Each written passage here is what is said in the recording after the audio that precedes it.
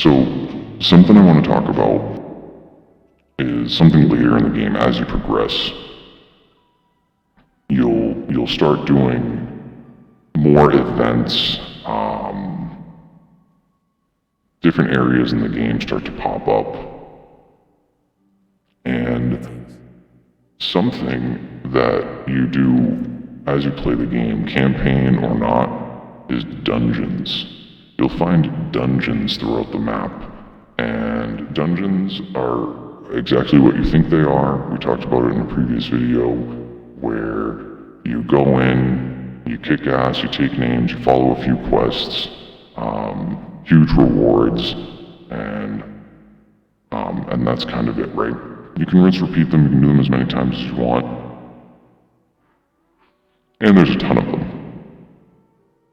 So, something you can do with dungeons is you can crank up the difficulty, not just through turning up the difficulty like we were doing at the beginning of the game, but you can actually crank them up before you enter them, and they have crazy things that happen. They're called nightmare dungeons.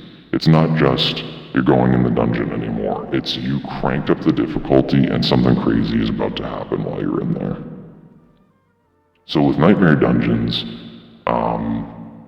it gets a little complicated because you're doing a little more than just walking into some place and fighting guys. You kind of have to have a special key to do it. It's not just, again, walk in and fight.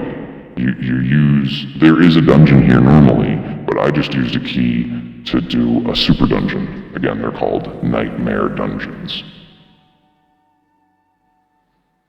So we're going to join a nightmare dungeon real quick just to show you what's going on, and what you're getting into. Real quick, super simplified, I'm not going to go crazy. So again, this is just this is the dungeon, this is where you normally be, okay? And you would progress through, you walk around, oh my god, some baddies, so you fight the baddies, right?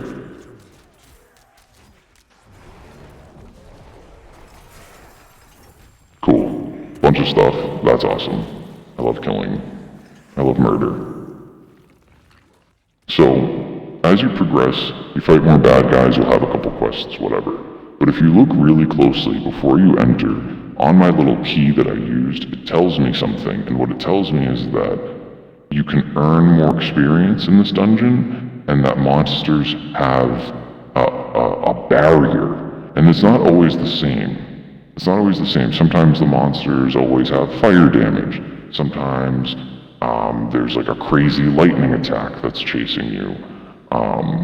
And sometimes the positives aren't just always XP, but it can be, you are a little bit faster, or you have a barrier, things like that. Just again, a really simplified version of that. Now, if you look very closely, this doesn't just say you get more XP, it says glyph XP. What the fuck is a glyph? It's a good question. So a glyph is, we were looking at the skill tree earlier in a different video. There is a passive skill tree that isn't a part of the passives here. And it isn't a part of the ultimate passives or key passives we talked about in a previous video. The Paragon, it's called the Paragon board. The Paragon board is a board of passive abilities that you add to.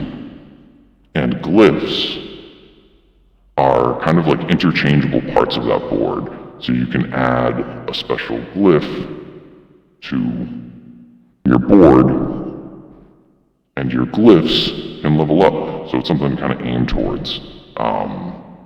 So at the end of this dungeon, if I were to complete it, I would actually earn more glyph XP, which is great because not all my glyphs that I use are maxed. So it would be nice to be able to level them up a little bit faster. Pretty cool. So that's a quick rundown of nightmare dungeons, glyphs, paragon boards. Again, I'm not going to deep dive into everything. This is the whole point of this. Because look at this. So if we're going to talk about all this, it's fucking crazy.